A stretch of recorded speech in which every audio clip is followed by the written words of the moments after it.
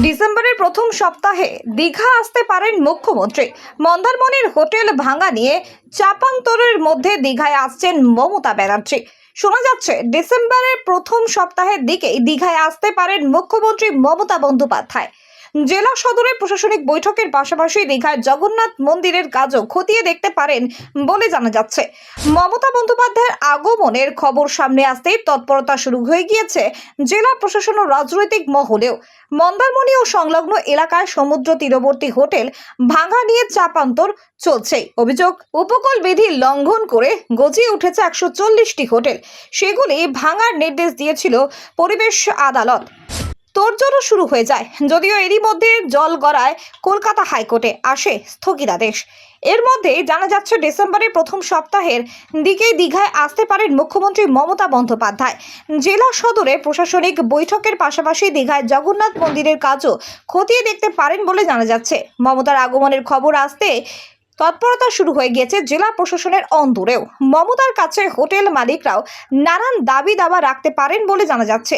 দীঘাকে আরও কিভাবে নতুন করে সাজিয়ে তোলা যায় কিনা সে নিয়েও বেশ কিছু প্রস্তাব দিতে পারে রামনগর 1 নম্বর পঞ্চায়েতের সমিতি।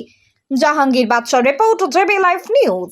ডিসেম্বরের প্রথম সপ্তাহে দীঘা আসতে পারেন মুখ্যমন্ত্রী। মন্দারমণির হোটেল ভাঙা নিয়ে চাপান্তরের মধ্যে দীঘায় আসছেন মমতা ব্যানার্জি। শোনা যাচ্ছে ডিসেম্বরের প্রথম সপ্তাহের দিকেই দীঘায় আসতে পারেন মুখ্যমন্ত্রী মমতা বন্দ্যোপাধ্যায়। জেলা সদরে প্রশাসনিক বৈঠকের পাশাপাশি দীঘায় জগন্নাথ মন্দিরের কাজও খতিয়ে দেখতে পারেন বলে জানা যাচ্ছে। মমতা বন্দ্যোপাধ্যায়ের আগমনের খবর সামনে আসতেই তৎপরতা শুরু হয়ে গিয়েছে জেলা প্রশাসন ও রাজনৈতিক মহলেও।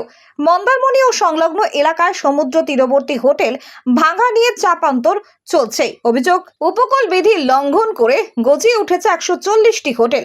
সেগুলি ভাঙার নির্দেশ দিয়েছিল পরিবেশ আদালত। তোড়জোড়ও শুরু হয়ে যায়, যদিও এরই মধ্যে জল গড়ায় কলকাতা হাইকোর্টে আসে স্থগিতাদেশ।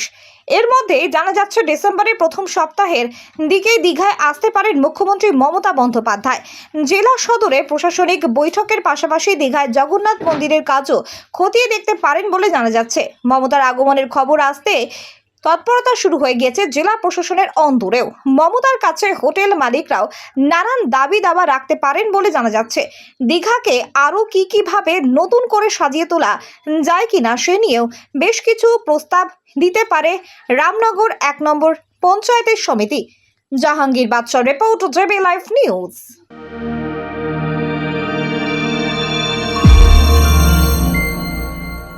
আপনারা দেখছেন জেবি লাইভ নিউজ, সব খবর সবার আগে।